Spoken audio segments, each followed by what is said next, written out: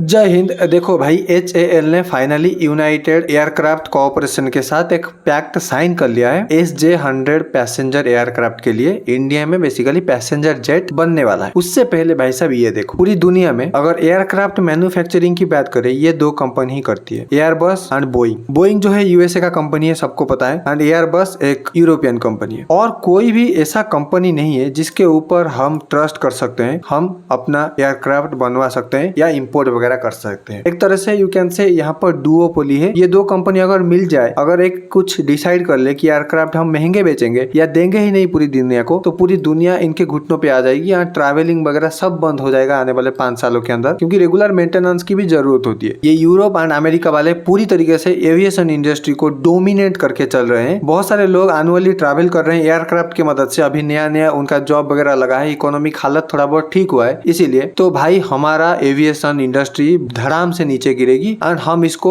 संभाल भी नहीं पाएंगे इंडिया लेवल पर, क्योंकि हमारे पास खुद का कोई टेक्नोलॉजी नहीं है अभी तक। एंड हम सिविल एयरक्राफ्ट मैन्युफैक्चरिंग नहीं करते। फाइटर जेट वगैरह हम खुद बना सकते हैं, लेकिन सिविल एयरक्राफ्ट के मामले में हम पूरी तरीके से यूरोप एंड अमेरिका पर डिपेंडेंट हैं। एंड इस चीज का फायदा अमेरिका वाले एंड यूरोप वाले ले सकते हैं in future, you can say. तो इस चीज को मद्देनजर में रखते हुए रशिया का एक कंपनी है सुखोई, सबको पता है भाई साहब। हाँ, वही सुखोई जो सुखोई 30 एयरक्राफ्ट बनाता है, सुखोई 57 स्टेल्थ फाइटर जेट भी बनाता है, एंड उसका वेरियस और भी सुखोई का फाइटर जेट है, वही बनाता है सुखोई सिविल एयरक्राफ्ट। एंड देखो, ये एयरक्राफ्ट ना अभी 20 सालों से चल ही रहा है रशिया के अंदर। रशिया के अंदर ये ऑपरेशनल है एंड उनके लोगों को सर्व कर ही रहा है कंटिन्यूअसली। पहले तो देखो, सुखोई कंपनी रशिया में नहीं था। एयरबस एंड बोइंग सुखोई की जगह ले रहे थे एंड USSR को भी डोमिनेट करके चल रहे थे, जो अभी रशिया है। लेकिन हुआ क्या, जब सैंक्शंस वगैरह अमेरिका ने रशिया के ऊपर लगाया एंड रशिया को स्विफ्ट कोड से निकाल, तो रशिया हो गया हरास एंड रशिया दुनिया में अकेला पड़ गया, क्योंकि एयरबस एंड बोइंग जैसा कोई और कंपनी था ही नहीं जो उनको एयरक्राफ्ट प्रोवाइड करके दे सके। तो रशिया ने खुद अपना जिम्मेदारी खुद के कंधे पर लिया एंड ये ठान लिया कि यार ये दूसरे के ऊपर अगर भरोसा करोगे तो भाई तुम आने वाले टाइम पर फंसोगे, तुमको कोई भी कभी भी कैसे भी नचवा सकता है एंड तुम उसके इशारों पर नाचोगे भी। एंड इसीलिए ये जो कंपनी है सुखोई सिविल एयरक्राफ्ट कोऑपरेशन, इसके अंडर ही आता है भाई साहब United aircraft cooperation UAC। And इन्होंने बनाना शुरू किया अपना एयरक्राफ्ट एंड 2000 से लेकर अभी तक ये अपना खुद का एयरक्राफ्ट चलाते हैं। एंड हाँ, ऑब्वियसली ये जो एयरक्राफ्ट है ये बहुत छोटा छोटा होता है, ऑलमोस्ट 100 से लेकर 200 तक ही लोगों को ये एक साथ लेकर जा पाते हैं। अगर तुम एयरबस एंड बोइंग की बात करोगे तो ये मिनिमम तो भाई साहब 250 लोगों को लेकर जा ही रहे। एंड ये ऐसा नहीं है कि इंटरनेशनल ट्रैवल वगैरह के लिए ज्यादा यूज होते हैं, नहीं। रशिया अपने खुद की देश के अंदर जो भी ट्रैवल वगैरह इधर से उधर करना हो, लेट्स सपोज मॉस्को से सेंट पीटरबर्ग जाना है, तो ये छोटा छोटा रेंज को ये आराम से कवर अप कर सकता है। एंड अगर हम खुद जो एयरक्राफ्ट बनाने वाले हैं, HAL प्रोड्यूस करने वाला है, ये भी हम ऐसा नहीं कि इंटरनेशनली बहुत ज्यादा ट्रैवल कर पाएंगे, नहीं भाई। एंड इंडियन लोग जो अमेरिका ट्रैवल कर रहे थे, UAE ट्रैवल कर रहे थे या कोई और बड़े कंट्री को ट्रैवल कर रहे थे, इसमें तो बोइंग एयरबस को यूज करने वाले। लेकिन जो इंटरनल ट्रैवल है, लेट सपोज मुंबई से दिल्ली जाना है, जयपुर से दिल्ली जाना है, यूपी से बिहार जाना है, उड़ीसा से दिल्ली जाना है, इस सब में हम SJ-100 को आराम से यूज कर सकते हैं। छोटा एयरक्राफ्ट होगा, कम लोग बैठेंगे एंड आराम से हम इसको ट्रैवल में यूज कर सकते। कई लोग यहाँ पर सोच रहे होंगे कि ठीक है, तो ट्रैवल इंडिया के अंदर ही कर लेंगे, क्या ही फर्क पड़ जाएगा इतना ज्यादा। अभी तो फर्क कुछ नहीं पड़ेगा, लेकिन आने वाले 5 साल के अंदर, ये तो अभी बस शुरुआत है। पहले तो ऑप्शन हमारे पास था ही नहीं, हमारे पास एक ऑप्शन भी नहीं था। अगर USA हमको धोखा दे दे, यूरोप वाले हमको धोखा दे दे, लेकिन अब हमारे पास ऑप्शन तो है ना। हम इंटरनल जो भी ट्रैवल करेंगे आने वाले 5 साल के अंदर, ये एयरक्राफ्ट जब प्रोड्यूस होकर रेडी हो जाएगा, तो हम यहाँ पर खुद अपने आप का डिसीजन ले सकते हैं, इधर से उधर लोगों को करवा सकते हैं। एंड इसमें यूरोप एंड अमेरिका वालों का कोई इतना ज्यादा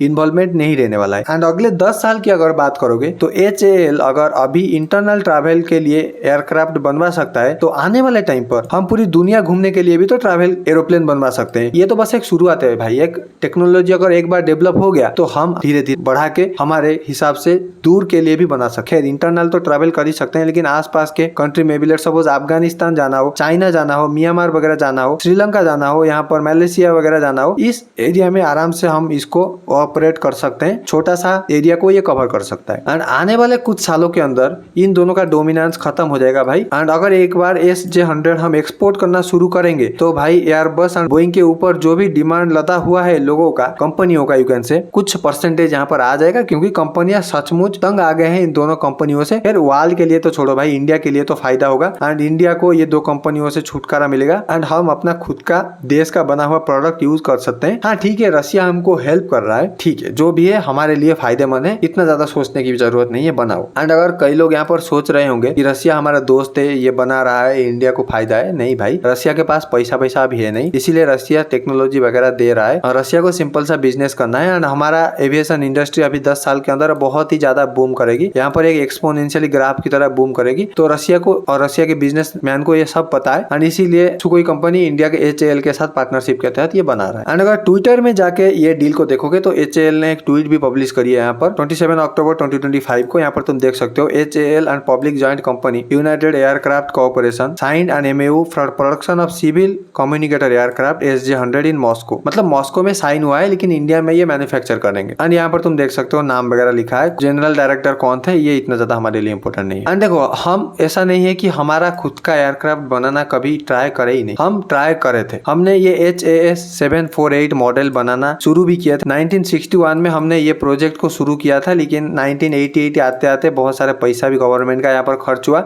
एंड ये प्रोजेक्ट में हम विफल हो गए। Basically you can say billions of dollar यहाँ पर हमारा नुकसान हो गया था एंड धीरे धीरे बोइंग एंड एयरबस का जो भी प्रोडक्ट था इसको इंडियन एयरलाइन ने अपना लिया, क्योंकि धीरे धीरे वो प्रोजेक्ट डिमोलिश हो गया and Airbus and Boeing Indian market को कैप्चर कर गए। लेकिन अब हमारे पास एक अपॉर्चुनिटी है आने वाले 10 साल के अंदर खुद को फ्री करने में, ये SJ-100 का बहुत बड़ा हाथ रहने वाला है एंड धीरे धीरे हम आत्मनिर्भर बनते जा रहे हैं, जिसका एक बहुत बड़ा क्रेडिट रसिया का भी है। रसिया के मदद से हम बहुत सारी चीजें इंडिया में अभी बना पाते हैं टेक्नोलॉजिकली अगर देखोगे। एंड देखो, ये जो SJ-100 है ये ऐसा नहीं है कि रसिया सिर्फ यूज करता है, 16 एयरलाइन कंपनी इसको यूज करता है एंड ये एक ट्रस्टेड एयरक्राफ्ट भी है, क्योंकि यार 20 सालों से ये ऑपरेट हो रहा है एंड प्रॉपर चल रहा है, मेंटेनेंस वगैरह होके कोई प्रॉब्लम अभी तक हुआ नहीं है एंड उड़ान स्कीम के तहत हम इसको इंडिया में बना के भी यूज कर सकते हैं। एक नया एयरलाइन होता तो प्रॉब्लम होता कि यार ट्रस्ट होगा या नहीं होगा, एक्सीडेंट वगैरह हो गया तो क्या होगा, लेकिन ये यूज तो हो रहा है ना, हम इसको ट्रस्ट कर सकते हैं, कोई प्रॉब्लम नहीं। एंड आने वाले 10 साल के अंदर यानी कि नेक्स्ट डेकेड के अंदर SJ-100 जैसा 200 जहाज हम इंडियन वालों को चाहिए, क्योंकि हमारा डोमेस्टिक ट्रैवल बहुत ज्यादा बढ़ रहा है, इंटरनेशनल ट्रैवल तो धीरे धीरे ही ग्रो कर रहा है एंड 350 एयरक्राफ्ट हमको इंटरनेशनल डेस्टिनेशन के लिए भी जरूरत है,